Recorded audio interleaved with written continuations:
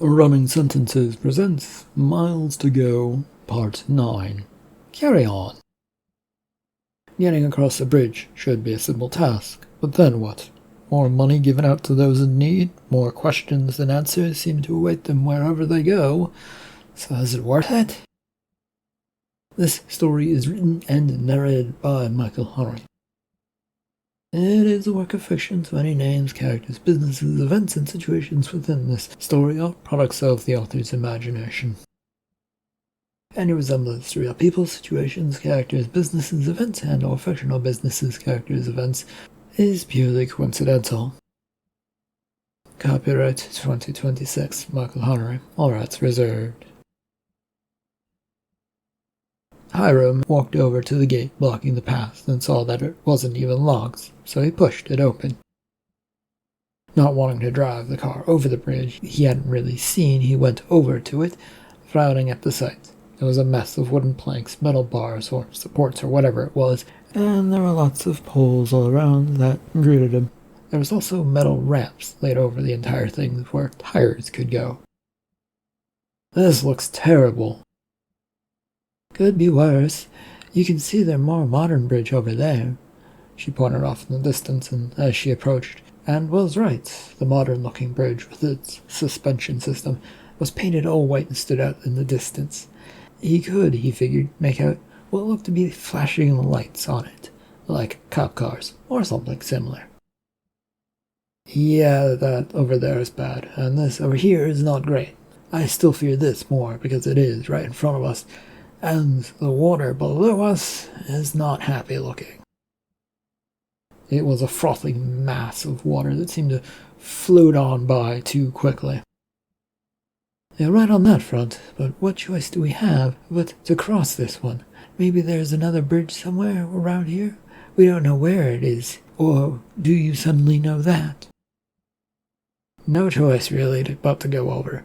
I want to get onto the bridge itself just to check it out and make sure, he replied. A really dangerous idea, judging from the looks of it, and you'll probably only scare yourself into not wanting to drive across. We still need to check it out to make sure it can be crossed. He wandered a few steps towards the bridge itself, the wood creaking under its weight as he stepped on it. Not a great start, since he didn't think he weighed all that much. The wooden road and base structure of it felt rotted and not great.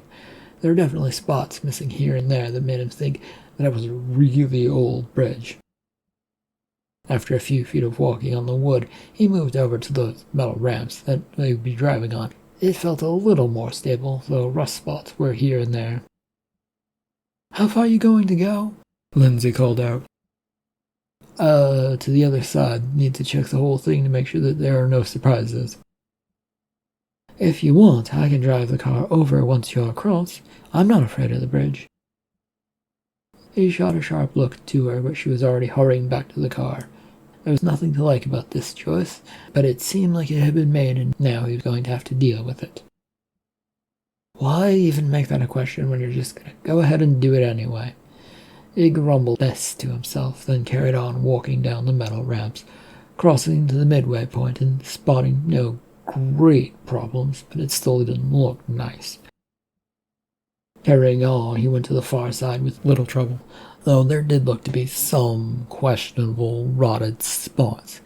He felt like the car should in fact make it, but he found himself hurrying those last few steps to get across, though really not having much time to think about this, as Lindsay had already begun to drive across. And soon they were both on the other side, with Hiram wandering over to the driver's side window, which she rolled down. Having fun? He asked dryly. Not really, no. It was pretty boring to drive from one side to the other than the creaking of wood and metal. Even that was pretty far between. Yet, and we got places to go and to be at. I certainly hope the next town is close by. I need a rest and doubt we will find anyone friendly around here. Let's get there and then find out, Lindsay offered. Hiram had gotten back in the car, and they soon found a road that was in decent condition. More of a pathway, but it was leading away from the bridge. It soon turned into an almost normal road with a sparkling of lights up ahead, signaling that the town might be there. Want to stop there? He asked her. Well, I'm not sure I trust it, she said with a frown and looked very concerned. Well, we can wait until we get closer to make that decision then, but we've been going for quite a while up to this point. Stopping would be good, but the cops are supposedly on the lookout for you and your fellow cash people. I'm sure they'll find us eventually, just a matter of when and if we can convince them to let us go. Tirelessly driving, though, will definitely get us caught that much sooner. Well, your call, but we will have to wait until we get closer for me to agree to it. On they went, this town getting closer and closer. It did not turn out to be much of a town when they got in there. The place felt mostly abandoned, with a few shops and houses along a single road in and out of the place, though there did seem to be a winding variety of roads off of that main road, headed off towards buildings? It was hard to tell in the evening light that was playing up. They did see one person who angrily stood in the road, blocking them from going any further, so they stopped and got out. Who are you and what do you think you're doing? This figure demanded to know. We're travelers trying to avoid the police on the main bridge over there. We don't mean any harm, and if you want us to leave, we will. Just say the word, Lindsay added. How'd you find out about this place, you two? The gas station attendant, who never gave us his name, said we could find a road that would avoid the police. Or if you don't mind, we need a place to stay for the night. It's been a long couple of days for us, Lindsay added, ignoring that the man had interrupted her. Even as Lindsay added this last comment, the scowl on the man said it probably wasn't going to happen. You barred into my little town and expect good treatment? No, I think we actually expected bad treatment, right, Lindsay? I didn't expect anything, but we haven't been treated well the last few towns.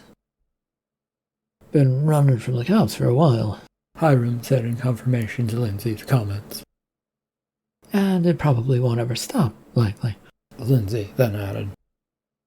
Until they catch us, Hiram replied all too dryly. Which can happen at any time, probably sooner if we don't get some rest. The ping-pong back-and-forth conversation between Hiram and Lindsay made this man's head bounce as he tried to give up, his frown growing as it did. And now we're trying just to get on by, Hiram said with finality. Will you two shut up for a moment and let me think? You did ask, so we decided to answer. It's only polite and the right thing to do, right, Hiram? In this case, yep. The man was glowering at them, so they now quieted down. If you promise to leave in the morning, I have an abandoned house you can stay in. That is all I'm willing to do, the man begrudgingly offered. Hiram looked at Lindsay to see if she was okay with that, and she nodded yes.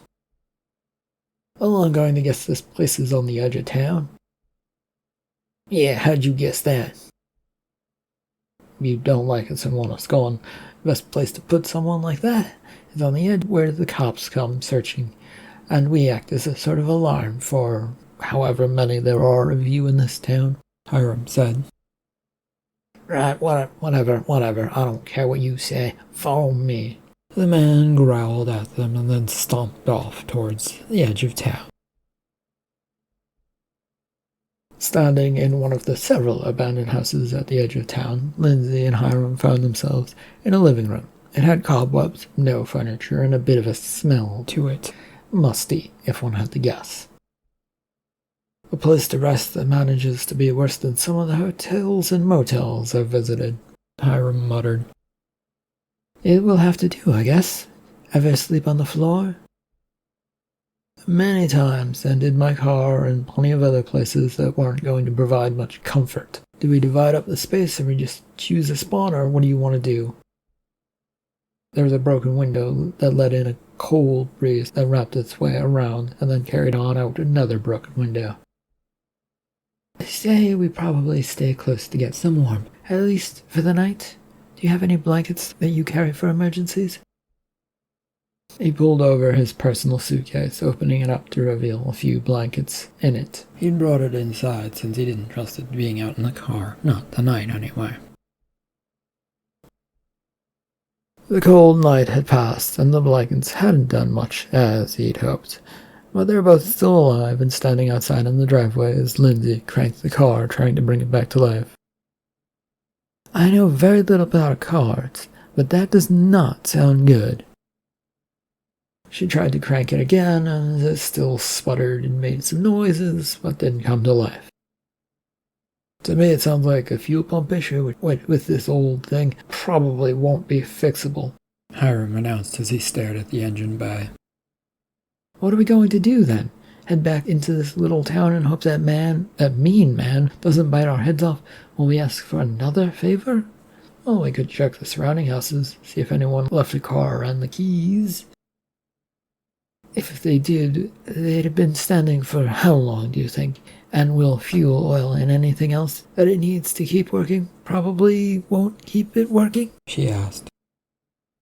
Yeah, no, it's not a very good idea. I thought you didn't know anything about cars, but I will admit that they probably have been sitting around for too long. But we have to try something or wait for this car to warm up enough so that the pump might work again. What sounds more interesting to you? I don't know much about cars. I just have the idea that things sitting around decay. Anyway, it can't hurt to look around, I guess. It's still a little cold, so let's do it quickly. You can keep yourself wrapped up in the blankets if you want, Hiram offered to her. She had, in fact, kept herself wrapped up in the blanket she used last night as she sat in that car, but now stepped out and pulled it even closer around her. They circled around and about the housing area, finding house after house with empty driveways. None of these places looked to be in a good state, and all of them were in equal amounts of empty from what they could see. Hiram had come to a stop at the end of one such cul-de-sac that had stopped in a circle of houses and looked around. What are you thinking? Lindsay asked. That these houses were never occupied in the first place, Hiram replied with a scowl. Huh? What do you mean? No one has ever lived here. They were built, and then they were either never sold or something happened, but they were never occupied. That's weird, Lindsay said as she took another look about the place. And now utterly useless to us finding anything helpful. Hiram grumbled this as they began to trek back. It was a short walk to the house they had stayed in last night, but it did take a minute or two to get there. When they got there, at the same time as the man from last night came around, with an annoyed expression on his face, seeing their car still in the driveway. You should all leave already, the man demanded. Car broke, fuel pump or something went wrong with it, Lindsay started to explain but was cut off. I don't care, you should get out of here. With that, the grumpy man reached for something at his side. Lindsay, though, was quicker, pulling the pistol she had out from under the blanket she had draped on herself. We are not trying to cause trouble here. Please stop whatever you're doing. Once the car is started, we will leave. In fact, why don't you go check on the car, Hiram? See if it warmed up. You're pulling a gun on me, the man shouted at her. To make you see some reason, stranger? Yes, we don't want to be here any longer than we have to be. You come over and yell at us for everything and anything you think of as a slight, she snarled back. Perhaps we could all calm down, Hiram offered. I don't want strangers around my town. I got no reason to be calm, especially with that gun pointing my way.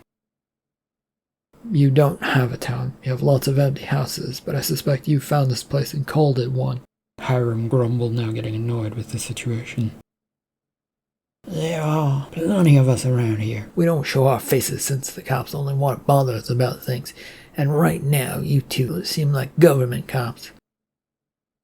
That makes no sense. We're cops that want to leave, stranger, Lindsay tried to point out. You two keep coming up with reasons not to leave. You can check our car for yourself. If it starts up, then we will leave. If it fails, you know we are not lying," Hiram offered, waving his hand at the car. The man was shaking his head now. He seemed to have a great opinion on the matter, and was working his way up to saying it. "You could have disabled that car since last night. I've no way of proving you didn't." "It was freezing out. No one would have worked on a car, let alone wrecking their own, all because of what? Why would we stay here?" Lindsay pointed out, red-faced in frustration that nobody was listening to her. "Look, both of you, everybody, let's continue to calm down. I'm going to go over to the vehicle, okay?" Hiram said as he pointed towards the vehicle and moved a few steps that way. "I'm not trying anything. While you think about what my friend said, we really have no reason to stay here." "Yeah, it was a horrible night in a house with no power and no heat. I think that's the way you wanted it to be to make sure that we moved on in the morning, and you've achieved it. We want to leave." Lindsay was getting a full head of steam worked up and didn't seem to want to stop, though her words had run out for the moment, and now she was in a staring contest with this man keeping the gun on him as well. They'd left the car unlocked, and he grabbed the keys off of Lindsay before heading to the car, slipping in and hoping that it would start up. "Hurry up. I don't want to be seen standing around wasting any more time with you two," this man growled at them. "I know you want us to leave in a hurry, but give us a chance to actually do something, please," Hiram tried to request. "No, you got all the chances you're gonna get." Sticking the key into the ignition, Hiram shook his head. He really just wanted to be done with this and to get out of here. The key turned and the engine cranked a few times, but did not come to life. He let it go and then tried a few moments later, the engine cranking and then sputtering for a few minutes. "Give it a minute more. I think it's almost ready to go. As for you, mister, see? We were right. And now where is the closest garage that doesn't have us recrossing that bridge?" "Oh, now you want my help again?" "If you want to get rid of us so much, then yes, Mr. Stranger. Send us to a place where we might get this vehicle fixed up." The man seemed to consider this for a moment, then nodded. "You follow the road out of town. It rejoins the highway, but also splits off into another small road. You follow that small one until you get a broken-looking place that does lots of old cars. That's your best bet," the man said, fairly defensively. "Thank you," Lindsay said, relieved. As she said this, the car sprang to life with Hiram turning the key again. It took her only a second to join him, jumping into the passenger seat. He threw the car into reverse and started driving the fuck out of there. It didn't take too long to find where the man had directed them. A fork in the road that showed smooth pavement and a highway, and also a rocky, dusty, hard-to-see trail of a road. They both sat in their car, watching the two pathways, trying to figure out which way to go. "Which do you think we should take?" Hiram eventually asked. "I don't trust that man, but staying off the main road right now seems like a smarter option. Hopefully the government and the cops don't have off-road vehicles. Any chase they put us through would be a quick one, since this car doesn't seem like it's going to hold up," he muttered.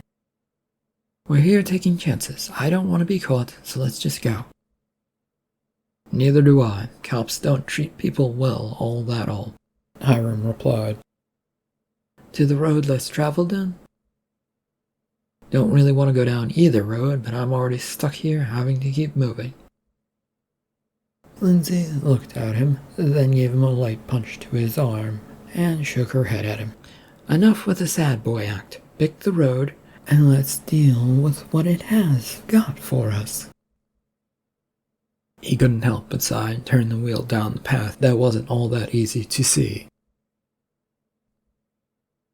A bumpy road twisted its way through a field of tall grass that went higher than the car. Hiram didn't like it. They kept driving, as it soon put them in a tight, twisted woods with an extremely bumpy path over roots and rocks. Neither of those sections lasted too long, though, as they soon drove out to the back of a building that had a sign on it saying garage. A man was watching them as they pulled up and got out of the car. "The afternoon?" the man standing there at the garage said. "Hi, is it possible for us to have you check over our car which is having trouble?" Hiram asked. "Could do. You got a problem with it?" "It wouldn't start this morning. Hiram said something about a fuel pump on it." Taking a stroll around that car while rubbing his chin, this strange man took a careful look over at the car. He nodded a few times and then came to a stop next to Hiram, who was standing at the driver's side. "Don't know if I have a proper part for this kind of repair," the strange man told them. We kind of figured out that since it's an old car. Can you check it out though, so that we know exactly what is wrong with it?" Hiram requested. "People that come here on the back road really have time for full car takedowns, nor the money either. There might be a chance for another option, though." "Well, what would that be, sir?" Lindsay asked. "I got plenty of cars that have been fixed up, run and drive well enough, and can get you where you want to go," the stranger offered. "And where is it that you think we're going?" Hiram asked. "Only thing down this road is 2 more towns, so really a couple more towns, and then the border." Lindsay turned and looked to Hiram rather surprised. "Were you aware of that?" "No idea it was so near. I was merely following the path that was roughly outlined for me to go to," he said. "Well, that's weird," Lindsay offered as she glanced around. "With the following the line or the potentially not realizing or thinking about what's ahead?" "Both at this point, idiot." "But I was caught up in not thinking at that time." "Hiram, you're going to have to explain that a little more, but later." The man who worked at this garage shop and who had the name tag Lance had wandered a little ways away. There was a fenced-off lot area with a heavy gate guarding it that he now stood near. "You two lovers made up your mind?" "Oh, we are..." Hiram gave up on trying to correct this person since it didn't really matter, and looked to Lindsay to see what she wanted to do. "What kind of car are you thinking that we would get, at least to get us to this next town, Mr. Lance?" "Oh, we got a choice of those. If you really want to survive, though, and especially on these back road paths, you'll need an off-roader." "Any reason for going off-road aside from the cops?" Hiram asked. "Well, the road is nice and clear, but you are going to run into those cops. There are also a few militia people trying to run things. I think a few military trying to keep everyone from fighting. No one seems to like each other, and the highway, as a result, isn't as nice as it once was," Mr. Lance said. "Militias?" Lindsay questioned.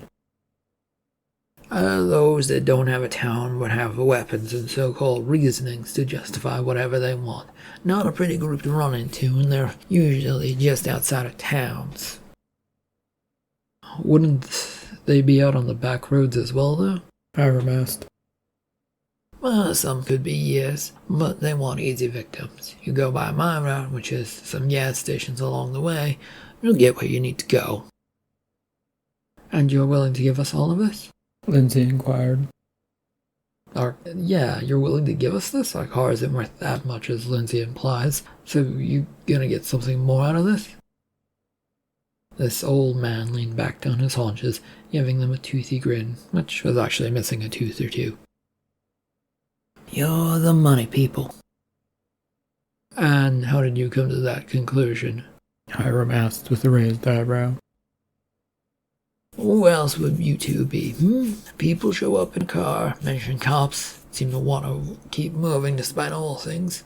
That sounds like a person with a mission." "And that means us?" Lindsay asked him. "I don't see why not, miss. Listen, I don't care whatever you two are up to, but it does feel like it is written all over you two. I don't want much, but if it is you two out there giving up some money..." "How much are you looking for?" Hiram asked. Oh, enough to get out by on an easy month or so. Can't really ask for much more than that. So, money and the car? Lindsay said, pointing towards their vehicle. You do got a classic car, as they called them back in the day, so it's worth it for the trade. Been trying to get my hands on one of these things for a while. With another glance and shrug to Lindsay, Hiram wasn't about to argue with any of this. They needed a car, and might get something usable out of this. I'm okay with it if you are, Lindsay. I think we should at least go see the vehicles this Mr. Lance is offering us. Oh, yeah, of course, yeah. Come with me. Follow me, your new ride if you take it. I got a couple you can choose from. This man moved the gate and pushed it open, revealing a junkyard behind that fenced-in area. He was still grinning and waving them over.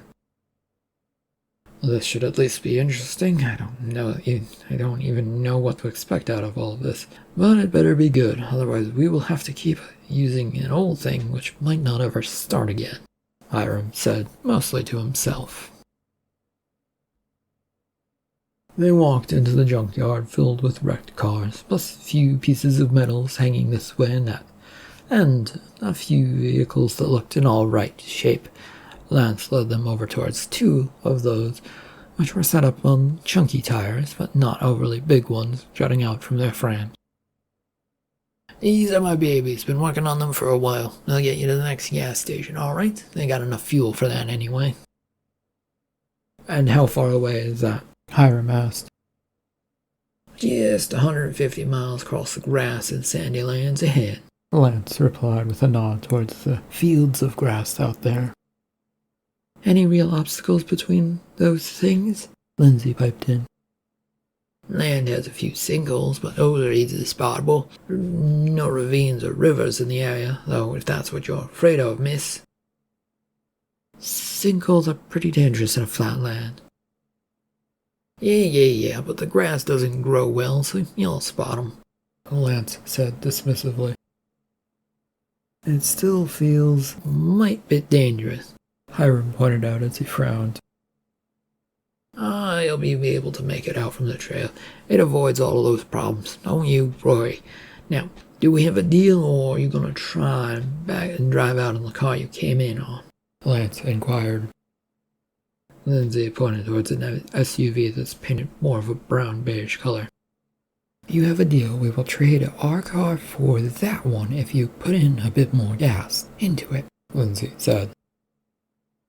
And a map. You'll need that, Lance said with a grin. And that, Lindsay agreed and then turned to Hiram. Okay with you, Hiram? Honestly, I feel like I'm just along for the ride at this point, and yes, if you have the keys, we will get out of here and away to this new location. Lance produced a set of keys from his pocket and tossed them over, which were caught by Lindsay. She giddily hurried over to the new vehicle with Hiram shaking his head, following. They got that map and on the road and a little more gas, and the bumpy terrain that was on this road that they were now on, a pathway, was more of a two-tire track through miles of dead grass, which was not great. Lindsay, of course, had taken the wheel and was grinning as she drove. Dust was kicking up all over the place, and they were getting inside thanks to the passenger window was not fully willing to go up. How much further, co-driver? 10 miles? How are you on the gas?